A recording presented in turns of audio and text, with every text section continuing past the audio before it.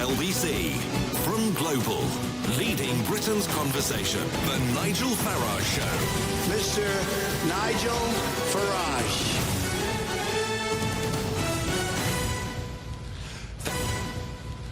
Thank you, Donald, and good evening, everybody. I'm here in Washington, D.C., but I'm very focused on what's been said by one of the rising stars of the Conservative Party in the United Kingdom.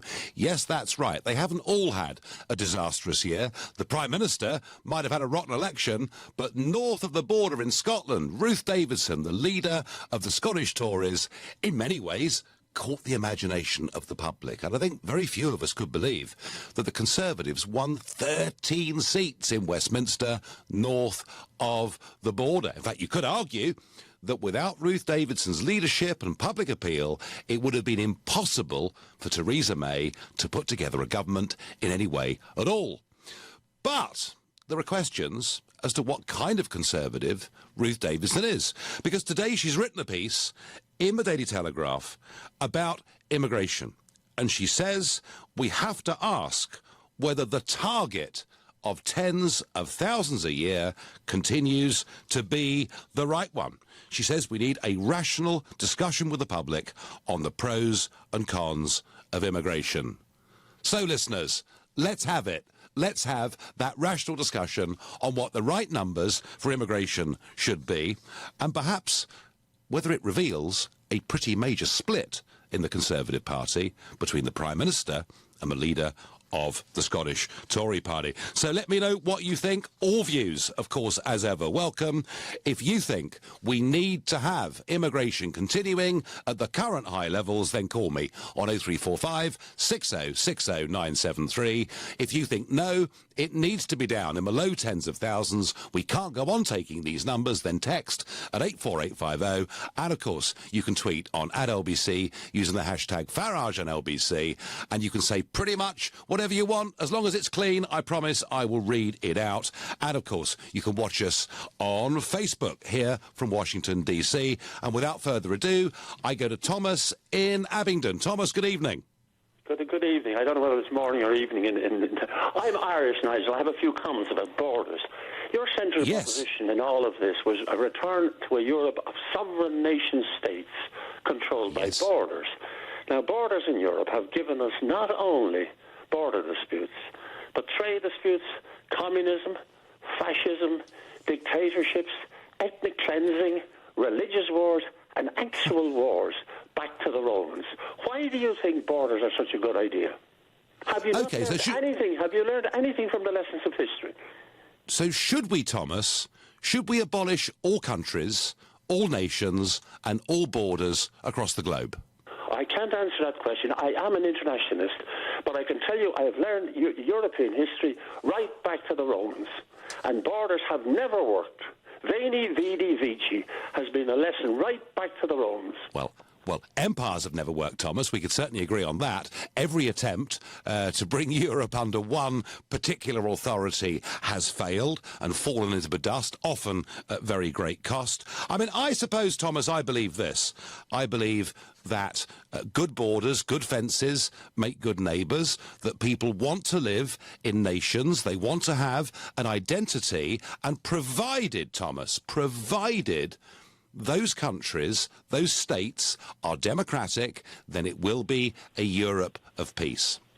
Well, the reason that Europe is democratic is because of the adhesion system operated by the EU, which has brought freedom and democracy to all of the countries in Europe, which were formerly dictatorships. From Portugal all the way to Poland. These people have been brought to freedom by an adhesion system controlled by the European Union. So, are you arguing that the Soviet Union fell because of the European Commission? It was never a democracy. Well, and nor's the European Union. Who voted for Mr. Juncker? Who can remove Mr. Juncker? I mean, the executive body, Thomas, of the European Union are all unelected. So you can call it what you like, but please don't call it democratic. Juncker is Secretary General at best. He doesn't make any decisions. He makes proposals to a democratically elected Council of the Ministers. Now, I'll just say one other thing while I'm on, if I might. But hang on. I mean, we're moving off here, Thomas, into a broader debate about Europe. But what about the specific question that I'm asking tonight? You know, the Conservative Party. I mean, let's face it, the Conservative Party in 2010 and in the last 2 elections have argued that they're going to go for a target of tens of thousands a year. They haven't got anywhere near it, and yet it is still supposed to be their target and something that Brexit will make easier to achieve. Is it desirable to have controlled immigration in the tens of thousands or open-door immigration in the hundreds of thousands? Okay. In Australia, they tried a point system and it didn't work. Now, I will just put this to you to think about it. Really? No, I'm sorry, why didn't it work? In a single market, listen to me now, in a single market, it's the market itself which exercises control. Every time the government tries to get involved in controlling immigration, it makes a mess of it. You end up with too many accountants and not enough labourers, and I'm an accountant. Thomas, we're leaving the single market. We're going. We voted to get out. We voted to get out of all of this. Now, I will speak as an Irishman. I'm old enough to remember the borders in Ireland. If all of this is the consequences of your actions, then I will hold you accountable for the rest of my life. If the troubles start up there again, I reckon you are central. Oh, hang on. And you are central to it. You have no answer to the border. Thomas, I do. I do. If you want to listen, Thomas, I'll tell you. Look, I tell you the way. I've been seeing you on the television for the last 2 years. You are appalling. You don't believe in any sort of freedom dear. I tell you what, Thomas. Well, if you want to listen, I'll tell you. Right, here's the solution. That given, and particularly for Ireland, you know, for whose agricultural produce they desperately need the UK market, we have a tariff-free agreement and there's no need for a hard border. Common sense all round. Thomas? Who will be the adjudicator of this trade deal? Look, I tell you what. Who will be the adjudicator of it? Well, ultimately, this is central to the renegotiation that the UK government is having in Brussels, and it would make a lot of sense for the Irish government to argue for a tariff-free deal with the United Kingdom, because then there's no need to have border checks. I'm going to move on from Thomas, the High Priest of European Union, to Pauline in Stratford. Pauline, good evening. Hi, Nigel.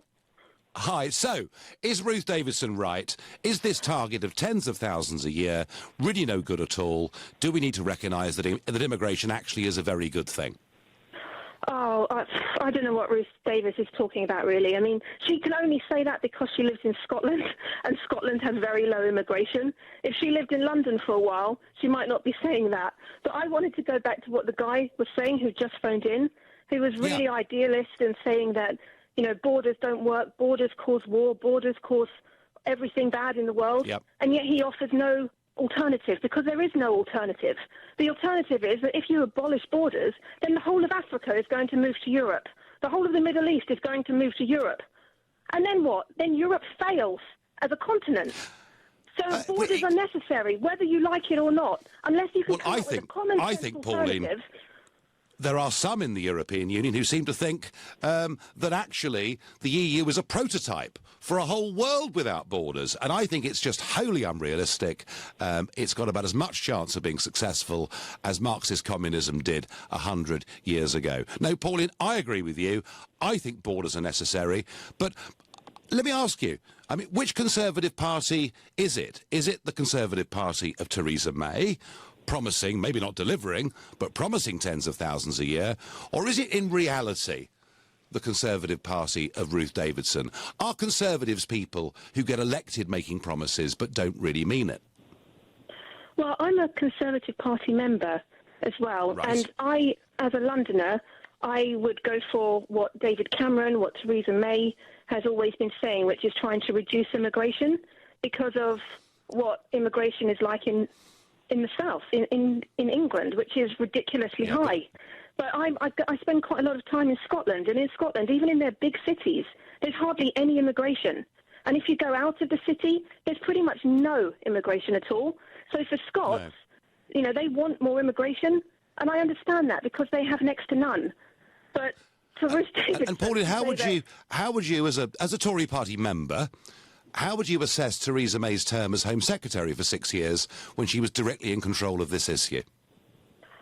Well, it was appalling. I mean, what can I say? It was appalling. And yet, Pauline, I would like the Conservative what I can't Party to be fathom, far more conservative. but what I can't fathom, Pauline, is there are people like you who pay their annual subscriptions. There are millions of people who vote Conservative every single time there's an election to be let down again and again and again. Well, to be honest, Nigel, in the general election that just took place, I voted Conservative, obviously. But for the one before that, I voted UKIP. And I like to think that my vote helped David Cameron to call this referendum. Well, I was one of those votes that made him realise how many people in the UK are angry with being in the EU. And that was why I voted UKIP. No, I think you played your part, Pauline. I thank you very much indeed for your call. Nigel, the time for rational discussion about immigration was 50 years ago, says Nick in Cheltenham. Immigration control is needed, and now. I'm 25 and I work in an office of Romaniacs. High rents and clogged trams directly affect the young, says James in Manchester. Right now, you're listening to The Nigel Farage Show, live from Washington, D.C., where it's 2:15, but it's 7:15 in the UK. Nick Ferrari at breakfast with Matt Fry on LBC. Jeremy Corbyn has avoided condemning the actions of the Venezuelan President Nicolas Maduro once again. Mike Gapes, Labour MP for Ilford South, former chair of the Foreign Affairs Select Committee. They've just been rejected by this government in Venezuela. So they're not interested in dialogue at the moment. They just seem to be interested in crushing the opposition. Javier Farage, he's a Latin America analyst. Opposition leaders dragged out of their beds in the middle of the night. That's not exactly decent democracy, is it? They were calling for the army to rebel, which is a call to a military coup. That is not a solution for Venezuela. Nick Ferrari at breakfast with Matt Fry every weekday morning from 7, only on LBC. This is your captain speaking. I'd like to welcome you on board today's flight.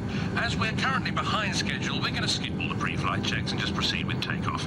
I've given the tyres a kick and I think we've got enough fuel to get there, and the oil warning light hasn't come on yet, so buckle up and enjoy the flight.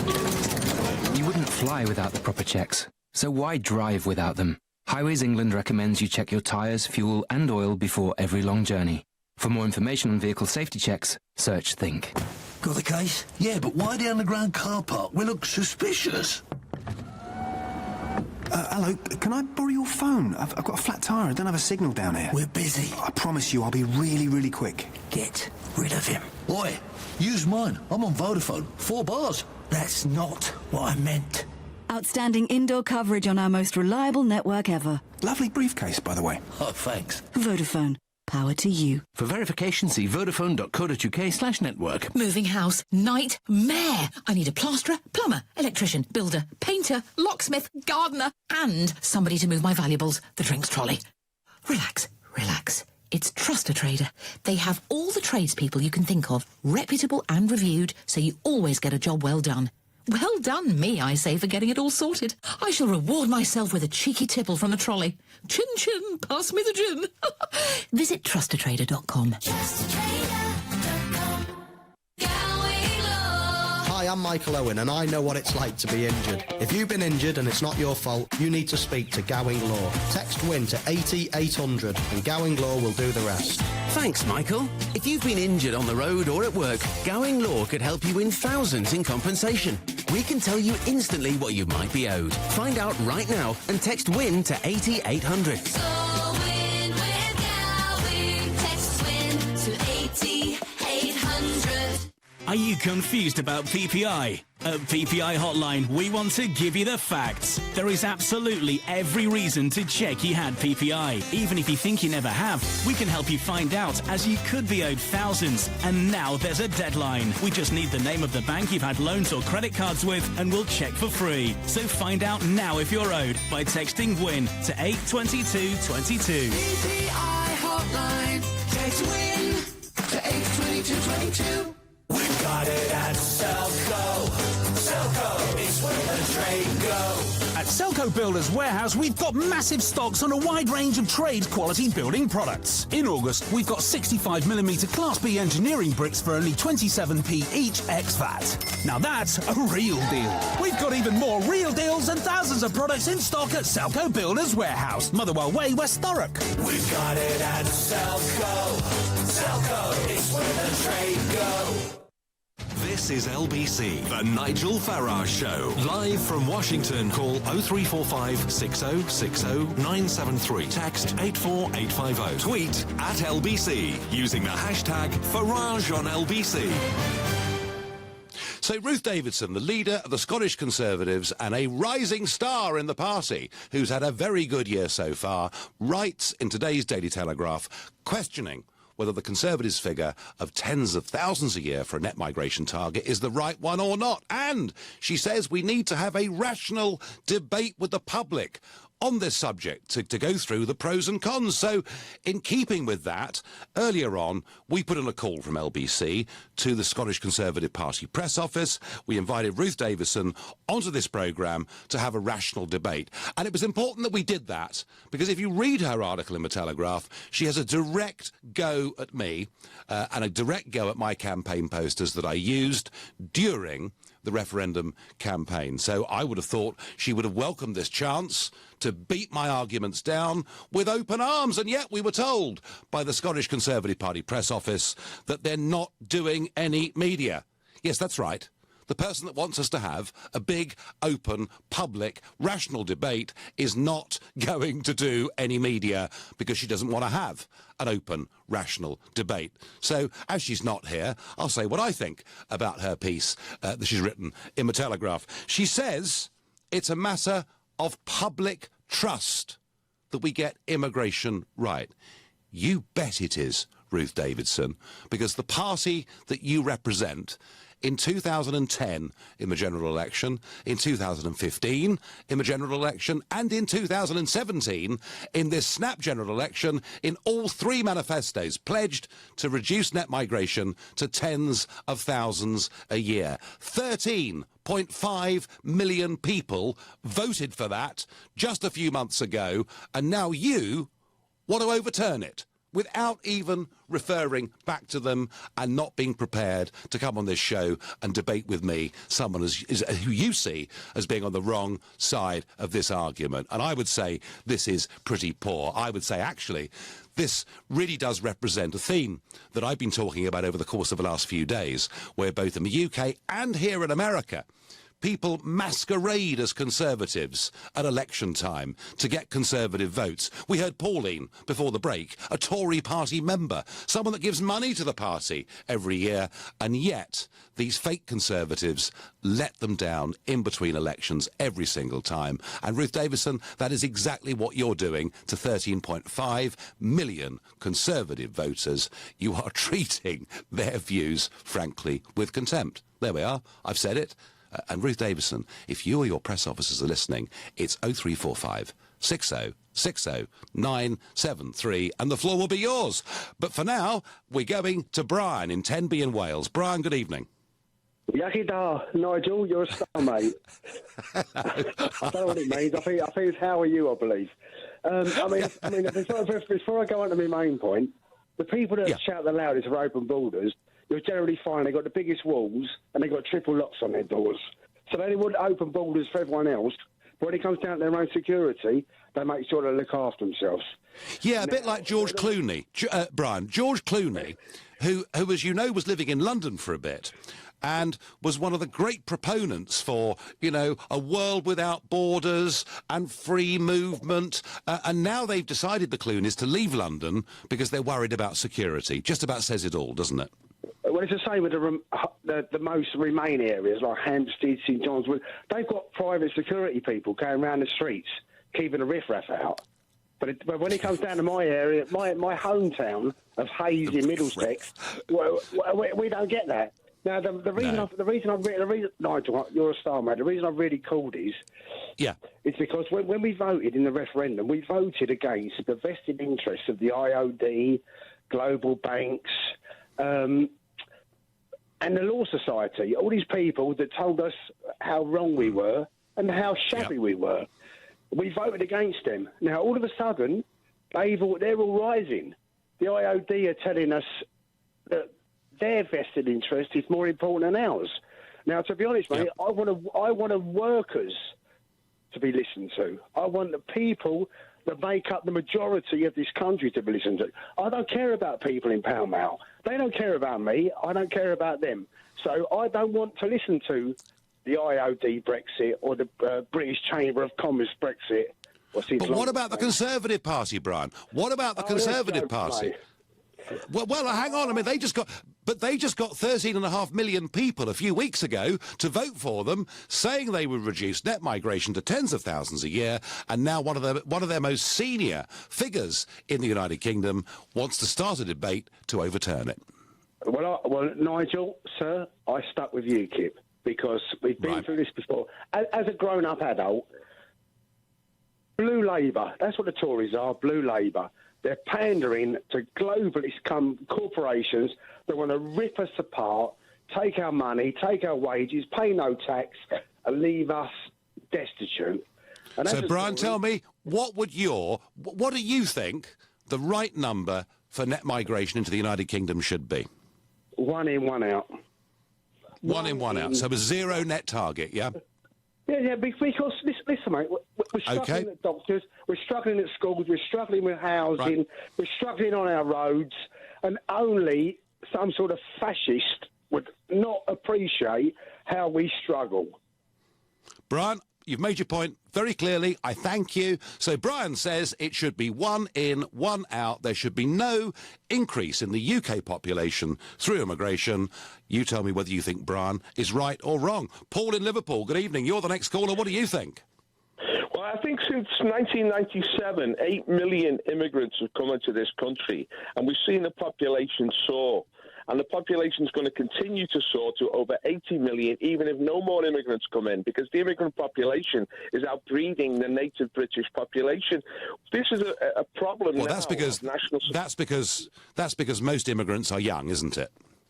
No, I mean, we've got the Islamic immigration, and Muslims' families have many more children than the native families, and we're seeing our cities be totally transformed.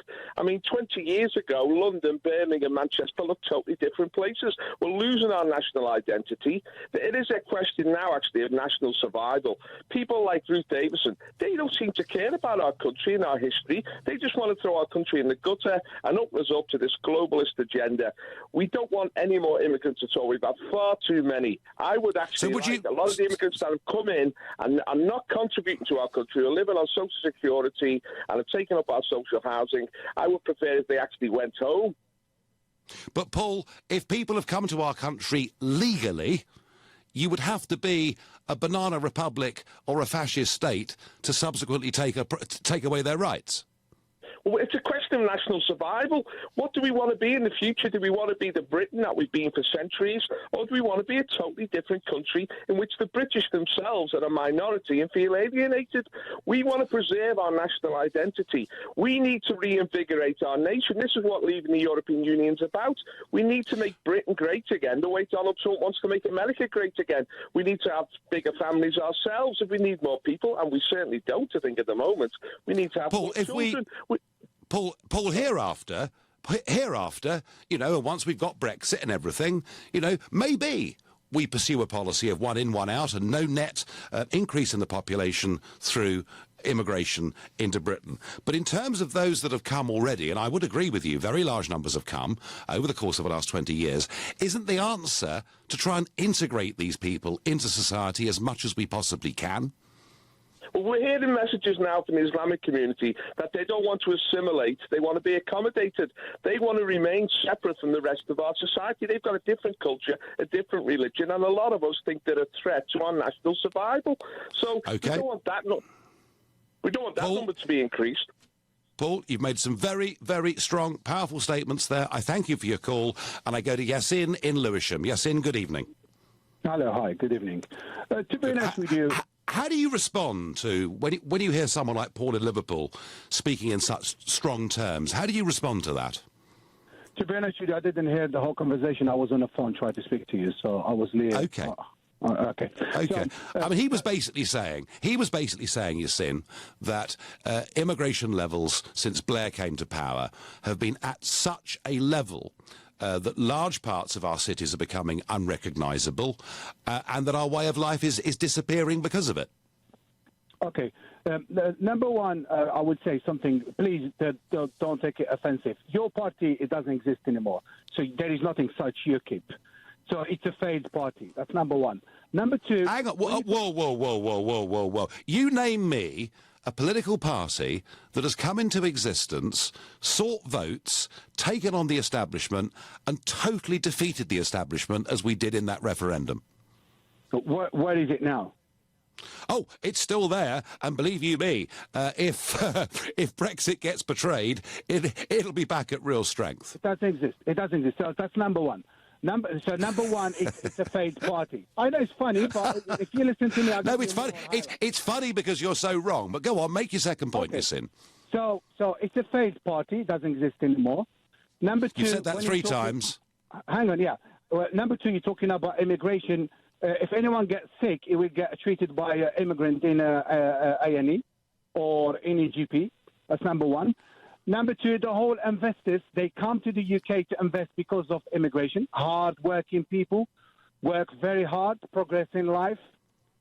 Okay? But surely you've seen there are some hard-working Brits. And, you know, not every single nurse or doctor has a Polish accent, do they? No. But the majority, the backbone of the NHS, it's immigrants.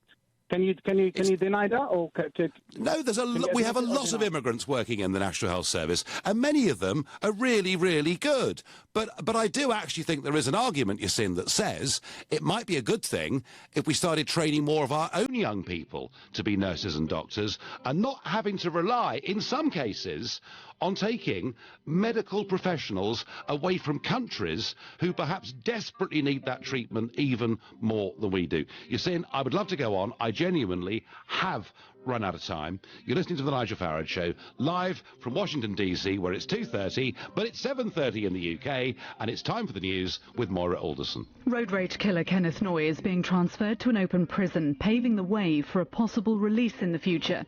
The 70-year-old has already served his minimum term for stabbing Stephen Cameron to death in 1996. A man's been found guilty of trying to smuggle a pipe bomb onto a plane at Manchester Airport. The device, described as crude, was found in Nadeem Mohammed's luggage as he passed through security in January. Athletes staying at one of the team hotels for the World Championships in London have fallen victim to a suspected outbreak of norovirus. Public Health England says 30 athletes and support staff have been affected, with 2 cases confirmed as the bug. LBC weather, heavy rain across much of England and Wales tonight, some clear spells elsewhere. Feeling chilly, an overnight low of 13 degrees. LBC Travel. Well, starting off in central London, Marylebone Road is closed westbound either side of Regent's Park Tube Station to recover a collision, leaving delays from King's Cross Station. Into West London, the A40 is queuing eastbound from the Polish War Memorial to the Hanger Lane Gyratory. That's leaving delays on surrounding roads in Northolt and Greenford as well. In East London, it's slow on the eastbound A13, approaching Movers Lane and Barking. That's after an accident in the inside lane of 3. In Manchester, it's crawling clockwise on the M60 between 17 for Whitefield and 18 for the M62 after an accident earlier on. And then in Wales, the eastbound M4 is queuing approaching junction 24 for Newport, where a collision has left the exit slip partially blocked. Delays there are back to junction 26 from Alpus Road. Onto the rail, South West trains continue to run a severely reduced service to and from London Waterloo, but with additional cancellations and delays of around 20 minutes after a problem with the points. LBC Travel, I'm Andy Lake. This is LBC. Are you confused about PPI? At PPI Hotline, we want to give you the facts. There is absolutely every reason to check you had PPI. Even if you think you never have, we can help you find out, as you could be owed thousands. And now there's a deadline. We just need the name of the bank you've had loans or credit cards with, and we'll check for free. So find out now if you're owed by texting WIN to 82222. PPI Hotline. Text WIN to 82222. An amazing kitchen, an amazing bathroom, an amazing hallway. At Amazing Tiles, our range of porcelain, ceramic and bespoke tiles can make any home amazing. Right now, buy 5 metres or more of plain tiles and get 1/3 off the retail price. Visit our showroom and warehouse at Park Royal Road, Road, London, or call 0208 83 84 900. Make your home amazing at amazingtiles.com. Moving house, nightmare. I need a plasterer, plumber, electrician, builder, painter, locksmith, gardener, and somebody to move my valuables, the drinks trolley. Relax, relax. It's Trust a Trader. They have all the tradespeople you can think of, reputable and reviewed, so you always get a job well done. Well done me, I say, for getting it all sorted. I shall reward myself with a cheeky tipple from the trolley. Chin chin, pass me the gin. Visit trustatrader.com.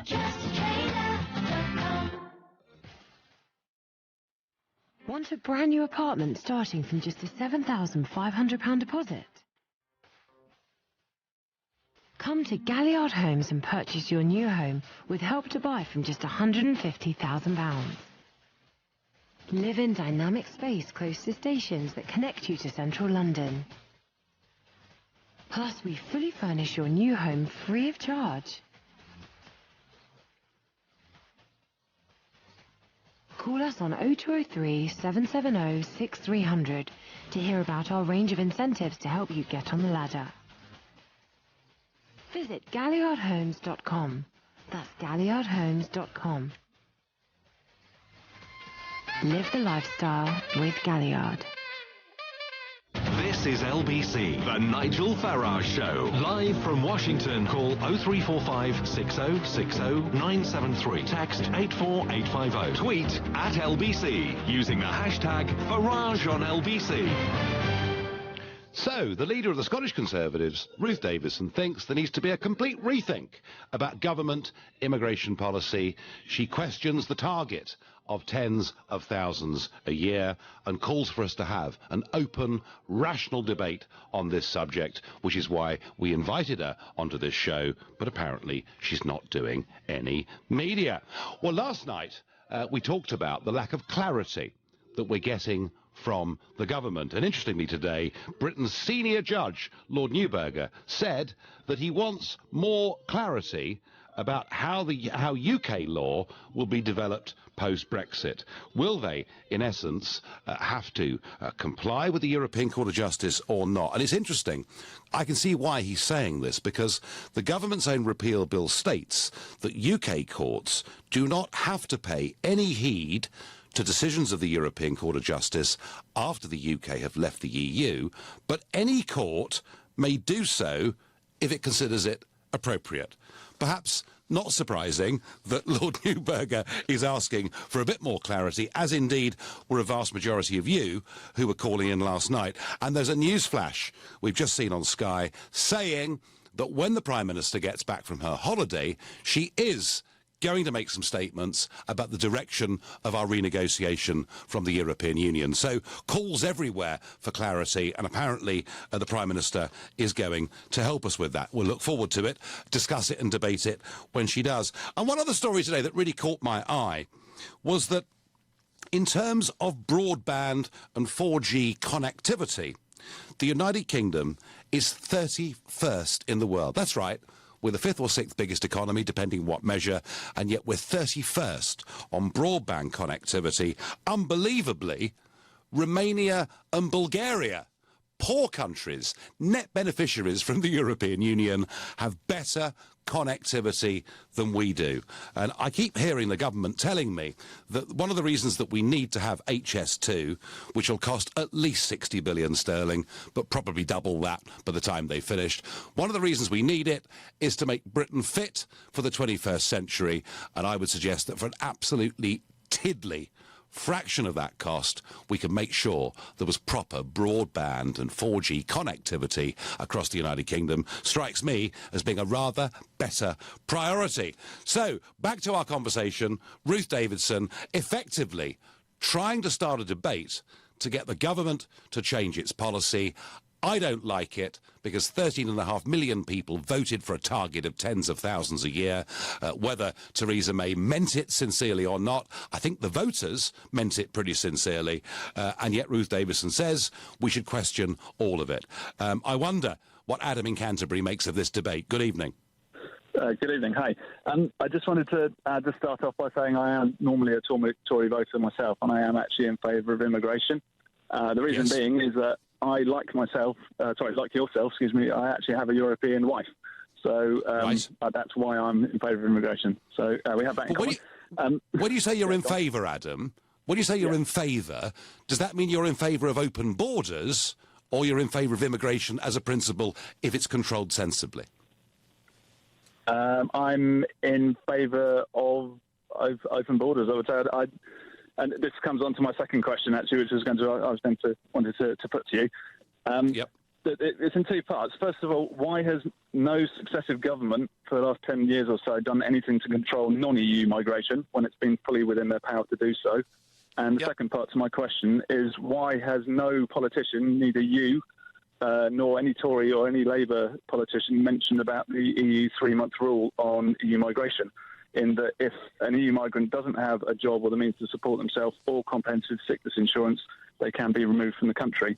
And that rule, I believe, is applied in Belgium and in Germany, but has not been applied in the UK, even when Theresa May was Home Secretary. Yeah. And you have never mentioned that rule once during your campaigning. Well, first point, non-EU immigration. You're quite right. The government said they would control non-EU migration. It was Theresa May's job as Home Secretary, and she failed spectacularly to do so. Why? Because they simply haven't got the will, in my view, Adam. They talk about these things in order to get votes each time there's an election, without, frankly, the slightest intention of ever putting any of this in place at all. As far as your second point is concerned, well, for many years, we weren't really measuring who was coming in and who was going out, so very tough to apply a 3-month rule if you've no idea who's actually come across your borders. In theory, it is something within the EU that can be applied. In practice, it just doesn't really happen. Does that not imply then that we need immigration? And surely that is the big lie that's being sold to the British people, is that we need immigration. Adam, you know, it's a funny thing, but I actually find myself, in many ways, in a much softer position than most of the British public on this. I mean, in opinion polling I saw sort of 18 months ago, private polling, about half the population thought that was it. We'd simply had enough. We should have no more population increase at all from immigration. About 50% of the country believe that.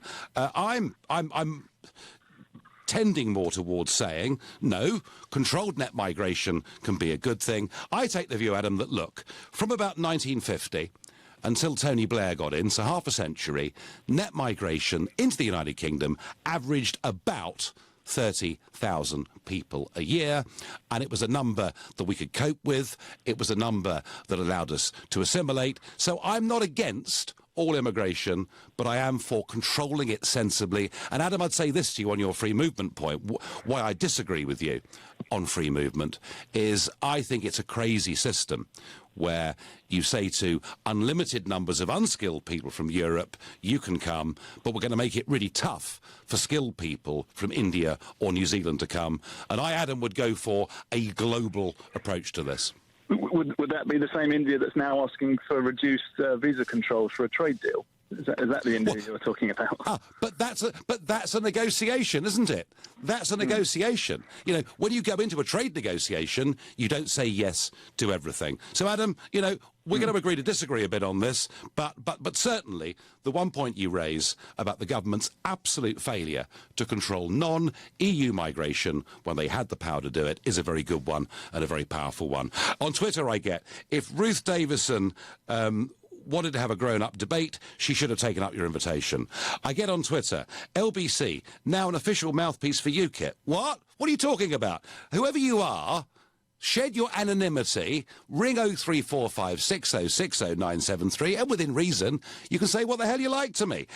Aaron says, can we all address the issue that it's not the masses that have caused this, it's the ones up at the top with power. They are the ones to blame. Nigel, before we decide on immigration levels, should we not firstly check who is here legally and return those who are illegal, as I'm convinced there are a lot of illegals out there, says Ray in Sittingbourne. Well, Ray, it was very interesting. Just a few weeks ago, you know, a former senior figure at the Home Office said that illegal immigration may be running as high as 250,000 people a year.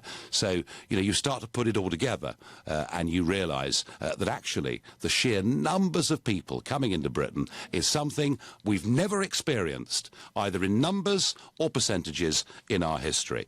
Let's go to Zach in Greenwich. Zach, good evening. Good evening, Nigel. You won't find me agreeing with you on a lot, but I do agree with you on this. I'm more of a Corbynista myself. Right. I'm yep. second generation immigrant. However, I don't understand how people do not understand that mass migration or uncontrolled migration from the European Union, all it does is saturate the labour market. It doesn't saturate the high-skilled labour market. It saturates the low-skilled labour market. And what that does is drive wages down. And then you find people say, oh, well, we need to raise the minimum wage. Why should we need to raise the minimum wage? The free market should be allowed to be a free market. Yeah. So when you have labour and equivalent work out there, then what you find is that labour will be paid accordingly. Because if people can't find the labour, they're going to have to raise the wages in order to attract people. It just doesn't make sense how all these people have a problem. Now, my problem is with all these racists, because my side of the argument now is with all these racists and bigots. Hang on, but Zach, just because people make arguments about genuinely controlling immigration does not make them racist, does it? No, it doesn't. But what I'm saying is my argument it's like a socialist argument for controlling migration. It's with the racists and bigots. So, for example, on my side of the argument now, I'm having to join with people that say, oh, we should completely stop migration because they're different or xenophobes. But that doesn't take away from my argument, if you understand, and doesn't take away from your argument. Okay. No, and actually, Zach, what's interesting is, I thought Corbyn was all for completely open global borders, and yet he was on the Andrew Marr programme a couple of weeks ago saying that we didn't want unlimited, unskilled labour coming in from Europe because it was driving down wages. So, I don't know. Do you think, Jeremy, you're a Corbynista, do you think underneath it all that Corbyn believes in some degree of labour controls? I think Jeremy Corbyn played an absolute blinder. He was absolutely nuanced in his position because he didn't go completely towards closed borders, nor did he go towards complete open borders. He was right in the middle, just where he should be, because if you look at true socialism, it's about helping the people, and controlling migration helps the people because it's part of that. Increase wages. Brilliant. Zach, I thank you for your call, and it's good to get somebody declared to be left of centre who agrees with a sensible position that migration needs to be controlled. You're listening to The Nigel Farage Show, live from here in DC. You can listen to us, you can watch us by going to LBC's Facebook page. It's 2:45 here, it's 7:45 in London. Coming up at 8 on LBC, Clive Bull. As the Met Police Commissioner speaks out in favour, should there be more use of stop and search as a way of tackling rising knife crime? Clive Bull on LBC. This is your captain speaking. I'd like to welcome you on board today's flight. As we're currently behind schedule, we're going to skip all the pre-flight checks and just proceed with takeoff.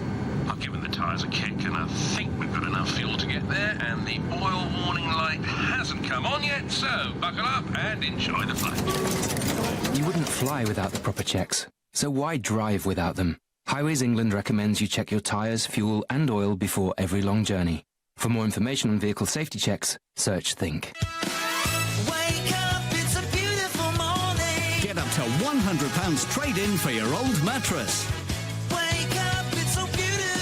In the Hamses Bed and Mattress Sale, plus up to £200 extra off our ticket prices. Free local delivery, free mattress protector, even a free pair of pillows. Get a perfect night's sleep with our best ever offers. Wake up, it's so beautiful. Hamses Sleep Centres, Beckenham, Bexley Heath, Leatherhead, New Malden and Wallington, and hamses.co.uk. Conditions apply. Don't ignore it's the law to have a work. Don't ignore the workplace pension. Get to know your responsibilities with help from the pensions regulator. Visit workplacepensions.gov.uk. I wish I could create content like videos and music. I need the skills to bring my ideas to life. I wish I could write apps, but I need to learn how to code. I wish I could get trained up for a media career. While studying for my GCSEs and A-levels. The Global Academy in Hayes is a state school for 14 to 19-year-olds interested in a media career. Find out more at globalacademy.com. We've been thinking about the nuclear family. That vision of mum, dad and their 2.4 children. And how times have changed. How we're now living longer and our kids are leaving home later. So we thought, with all this change, shouldn't we change the way we think about mortgages? So we now cater for all types of family and are trying to turn Generation Rent into Generation Buy. Mortgages for how life is now. NatWest. We are what we do. Your home may be repossessed if you do not keep up repayments on your mortgage. Now let's get one thing straight. The Vauxhall Vivaro puts in a shift. It's a real van that doesn't flinch at a hefty load. Space to handle the big stuff with up to 8.6 cubic meters of vanliness. Bluetooth and USB connectivity and a range of efficient engines. In other words, it's a real van's van. It's... Here you go, sir. Your hazelnut and caramel soy latte. Oh, with sprinkles. Certainly, sir. Like I said, a real van's van. Get van savvy with the Vauxhall Vivaro. Contact your Vauxhall retailer today for a quote. This is LBC, the Nigel Farage Show. Live from Washington, call 0345 6060 973. Text 84850. Tweet at LBC using the hashtag Farage on LBC. So the leader of the Scottish Conservatives, Ruth Davidson, wants us to have a rational, open discussion about the pros and cons of immigration into the United Kingdom. She's questioning the Tory manifesto commitment, the one that 13.5 million people just voted for, to reduce the numbers to tens of thousands. And one of the arguments she's giving is an economic argument. It is that unemployment is relatively low. It is that for economic growth, and it's the same argument you hear from big businesses, for economic growth, we need to keep net migration into the UK at high figures. It is, in my view, bowing to the god of GDP, gross domestic product. As long as our gross domestic product goes up every year, folks, we'll all be happy. Well, will we? It's not surprising that our gross domestic product goes up if there are more people in the country. The thing that matters, if we're looking at economics only, is whether gross domestic product per capita goes up. And I have seen little or no evidence that open-door immigration leads to GDP per capita going up. And you know what? There are some things in life that matter more than just money, like, can you get an appointment with your GP? Do your kids or grandkids have any hope of ever getting on to the housing ladder? This debate, and the reason it was such a pivotal thing in the referendum, it was not about disliking people because of their nationality or their religion or their place of origin on the planet. It wasn't about that. It was about the effect that unprecedented levels of immigration had had on communities and the lives of ordinary people, not to mention their wages too. So, you know, Ruth Davidson can argue that. I myself am unconvinced. Maybe Stephen Romford will tell me I'm completely wrong and that Ruth Davidson has got this right. Steve, good evening. Hi, Nigel. Nice talking to you. Yeah, I mean, the one big question is we're about approximately, I think it's 250,000 people a month it was coming into the country, which I agree with you is far too many people. But out of that 250,000, 170 or 180 of them have nothing to do with Europe whatsoever. They're not European. Yep. Nothing to do. So why don't we be, how is Brexit going to stop them coming in? It's not. Well, the point about Brexit was that we do have control over non-EU people coming to Britain. It's just that we're pathetically weak and hopeless in dealing with it. The point about Brexit was that the bit that comes from Europe, we have literally no control over whatsoever. So you know, as with all of these things, Brexit doesn't solve the whole thing, but it does at least put the British government back completely in charge of immigration, and maybe at that point the British public will understand that and start voting accordingly. Yeah, but it's not, because the majority of people that are coming into the country have got nothing to do with Europe.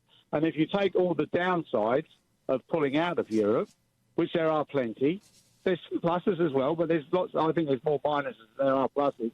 And the biggest thing is immigration, which your party has been on about, and a lot of people voted for. In real terms, it's not going to make any difference. And if you take the guy who was speaking up in Liverpool, who was basically talking about the majority of, like, let's be honest about the Muslim faith, which is, I think, wrong to do.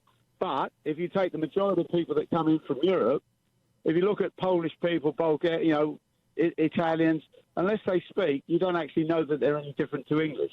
So what you're actually talking about is the immigration of the non-English looking people, and the facts are that Europe has English-looking people, as much English-looking people as English people are. It's the 170 or 180,000 a month that's got nothing to do with Europe. A year, not a month, a year. Coming whatever that comes in is going to be the ones that are people seem to be causing the problem.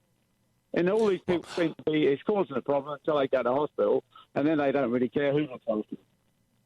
Steve, you know, I think the point is that what the British public want, and substantial numbers. I mean, you know, we're talking 75% of people believe we should have controlled immigration to the United Kingdom and that the figures should fall. So there's a very big settled majority of people that want this, and yet I think the real problem here, Steve, is that our political class and our parliamentarians don't actually want this, and I think that's what really Ruth Davidson is exposing today, that she has a different point of view to most people that vote Conservative, or indeed most people out there that express a view in this country. Steve, I do understand your point about non-EU. It's been made tonight by several people and made very, very well. But Steve, do you understand why people think numbers going up? I mean, you know, let's say net migration over the last 2 years averaged about 300,000 a year. Yeah. If you add to that, let's say a couple of 100,000 illegals. Yeah. I mean, you know, isn't 500,000 a year simply too much for us to cope with? The point I'm trying to make is, and I agree with you, the point I'm trying to make is, Brexit is not going to make any difference. All the people that are getting their Calais camps again, they've got nothing to do with Europe, and the majority of them will come into the UK. And once they get into the UK, it'll be even harder to send them back. And once we come out of Europe, it'll be in France's interest to get rid of them to the UK as soon as possible, because we're no longer part of their club.